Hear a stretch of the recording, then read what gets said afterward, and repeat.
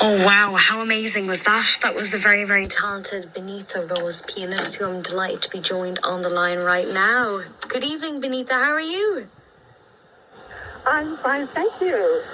Oh wow, I feel like I was just transported listening to your beautiful music, but take us right back to the beginning before we talk about that specific piece. How did you and when did you first pick up the piano and realise I love this and I want to continue to do this and learn? And yeah, where did it all begin? Well, it all began when I was 6 years old, and my mother just signed me up for lessons, which was probably good because I probably would have been too shy to to say that I wanted to try a new activity. She showed me how to play. She showed me how to play something I wrote, and what happened was the piece actually pretty advanced for starting, and so when she brought me to lessons, I played it for the teacher, and she was really impressed. And so then the teacher said that she's going to have to teach me to read music. And my mother said, well, I'm not going to pay for your lessons for that teacher to teach you how to read music. I will tell you how it's done. And she explained the system to me. And I never had to actually learn to read notes after that. I mean, she explained it to me, and I could just play anything. So I was playing, the classical repertoire immediately. And the music just made sense to me. It made sense how to read it. It made sense to me how to interpret it and what the composer wanted. Wow, and Benita, it seems to me when you're playing, do you feel like you're totally present and that it probably this feeling of calm, I imagine, washes over you? I am totally immersed in what I am doing. In fact, it's kind of funny because when I'm playing at home, my husband will sometimes walk in the room and I won't notice he's there. But then all of a sudden, he will become more present, and then I will be like, Tony, couldn't you have called me and told me that you're going to because you just scared me. Because I just get totally buried in what I'm doing. It's just high level of focus and involvement. Absolutely. Now, for many people tuned in, maybe that haven't come across your music yet or your journey, you've had quite an amazing music time. I suppose you taught in a college. I suppose tell us actually where you've been teaching for the last few years, and in terms of composing, when did you begin composing work as well? Well, I taught at Yavapai College. After I came to Arizona about 7 years ago, and I actually did not really do any serious composing. When I was a kid, whenever I did improvising, my mother would get really mad at me, and she would tell me that I had to do my lessons. I have to, practice from books. Yeah. And that music that you just heard is actually by Marco Fernandez Barrero, who is the living composer in Spain. Right now, I have composed some pieces for organ. I have composed some pedagogical piano pieces, but the work on the album is actually by Marco Fernandez Barrero. Wow, and was he one of your inspirations growing up along with some other composers? What did you say? Were you very inspired by his works throughout the years? Well, actually, I just found him a year and a half ago. It was the most amazing thing. At a time when many people my age thinking about retirement, I was overcome with the feeling that I really want to play the piano and I want to perform. And I stepped down from my college job, which seemed kind of crazy at the time because here I was this old overweight woman, and I was thinking, why do I think I want to play the piano? But I talked to my husband about it, and he's always very supportive of my dreams. And so I quit that job, and then I was thinking about how can I get myself out there, and I thought it would be good if I tried to get on some kind of a conference. And so I found a conference that was looking for composers that were not as well known. And so I thought, well, why don't I try to find a Mexican composer? And even though in my mind I was thinking Mexican, I typed in Spanish. And what do you think I got? I got a Spanish composer. The sheet music came up on Sheet Music Plus, and I downloaded the shortest, cheapest piece I could find.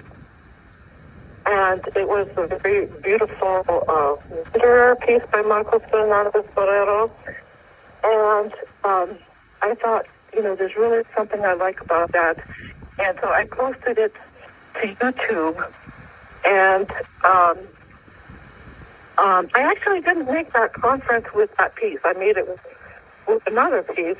But the interesting thing is that Marcos found my video, and he wrote to me that he felt there was something very special about the way I played this piece. And I didn't give it another thought because at that time I actually had quite a few concerto performances lined up. I had Rachmaninoff concerto in Greek, and I just had a lot of things going on in Arizona.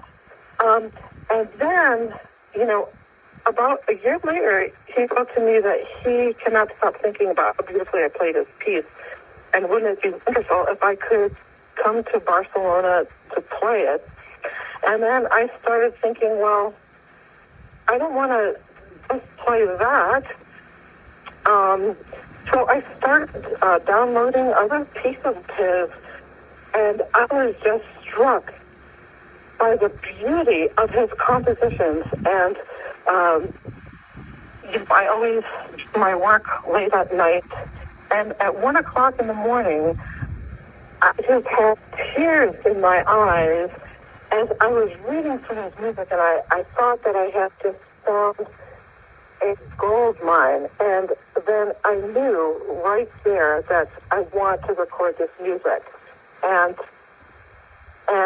something different because it's kind of, crossover style.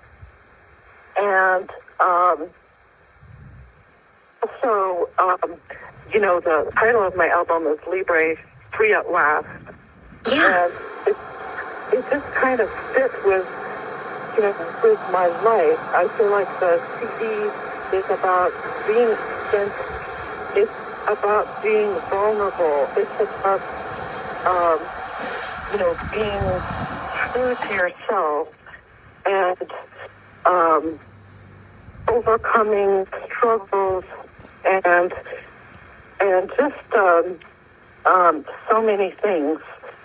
So, I know last night we spoke about sometimes, it's that kind of expectations and reality, and some amazing things you were able to tell me that you're performing now. Since you just embarked on that dream, you've performed at Carnegie Hall.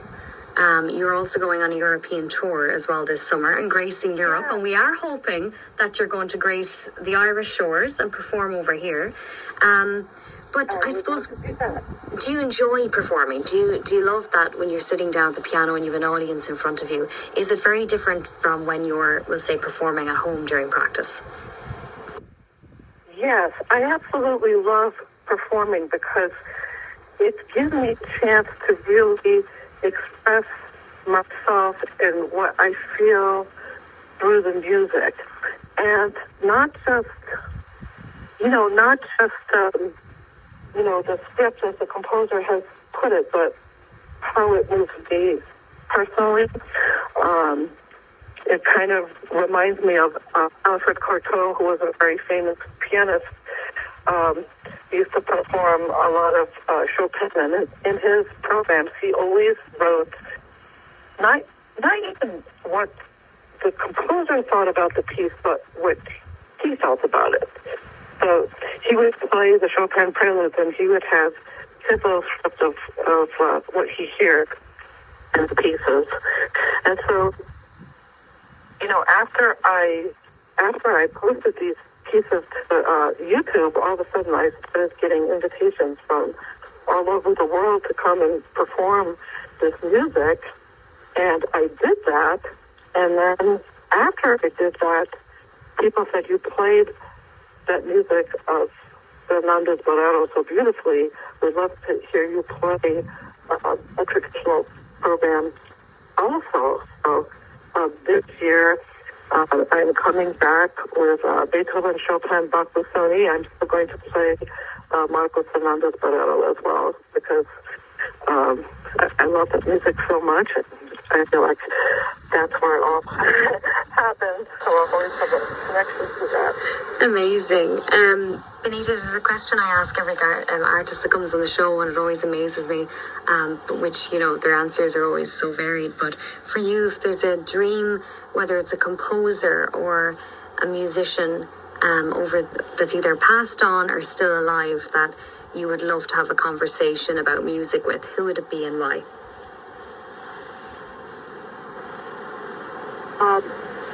Martha Argerich is just an amazing pianist, and she is much older and has had a lifetime in music, and she's playing better than ever, and nothing has gotten her way. So, yes, I love that. I love that. Thank you so much, Benita. It's been such a pleasure to have you on the show. I'll be calling it the social media, I suppose, if people want to go and follow Benita Rose. I'm going to have it linked as well later on our RosFM page if anyone wants to go and listen to more of your amazing music. And we're going to be playing another one of your songs as well later on the show. But thank you so much for coming on and chatting about your dreams and your music career. I think it's been an incredible journey that you've been on, and it's just amazing to see how you continue to tour and inspire and dream big. And how amazing is it to get to perform in Carnegie Hall? I think we all know that they say if you perform in Carnegie Hall, then you've completely made it all around the world, and it's just fantastic that you really are such an inspiration. So thank you so much for joining us on the call this evening and sharing your beautiful story with us. Hopefully we'll have you on again soon. Thank you.